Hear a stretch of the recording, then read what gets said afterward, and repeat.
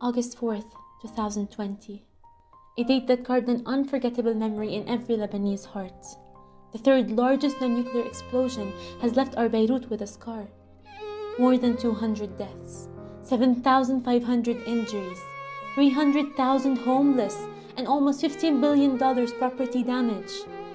33.4% out of the total wastes produced were construction wastes.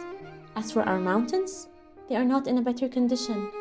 More than 1,000 illegal quarries occupying abundant areas distributed over such a small area are destroying our nature, resulting in 4.5 million tons of cement produced annually in Lebanon. Side effects of construction. The consequences of construction, manufacturing, and demolition exceed the boundaries of Lebanon to the whole world. Countries like the US, China, and European Union generate millions of tons of demolition wastes from repair, natural disasters, or even war, whose fate is to be dumped in landfills polluting the underground resources. As for cement manufacturing, 50% of its raw materials are extracted by exploiting natural resources. However, production processes cause the emission of carbon dioxide estimated about 8% of the total greenhouse gases, and the construction consumes 40% of the total energy. No, this shall not go on. A change must be done in the field of construction. Recycled concrete aggregates. They are heterogeneous material that contains aggregates of original concrete covered with mortar residue originally extracted from structures and pavements crushed and sized. Can be an alternative source for natural aggregates in concrete production. Why RCA?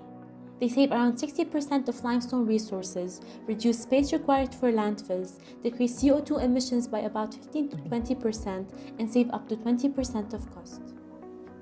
Now, what are the challenges of recycled concrete aggregates?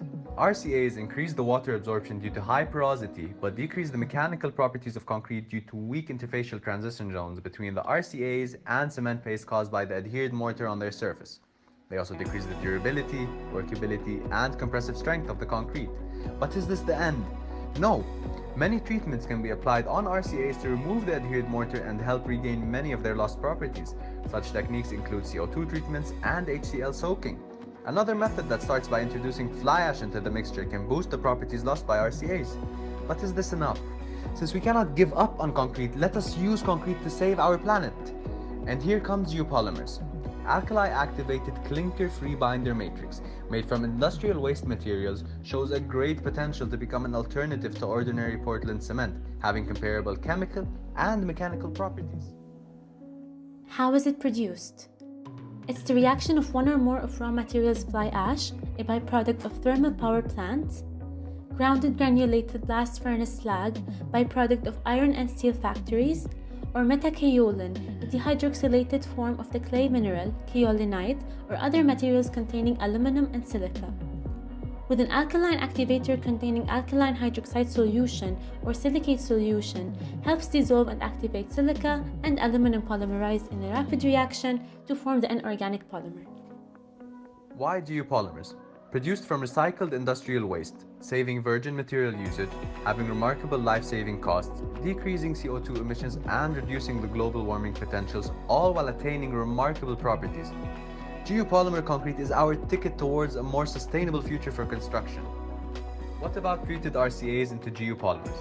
Demolishing structures into concrete, brick, or ceramic aggregates, then treating them by adding appropriate mineral admixtures, which result in a substance that we can introduce into a geopolymer concrete mix.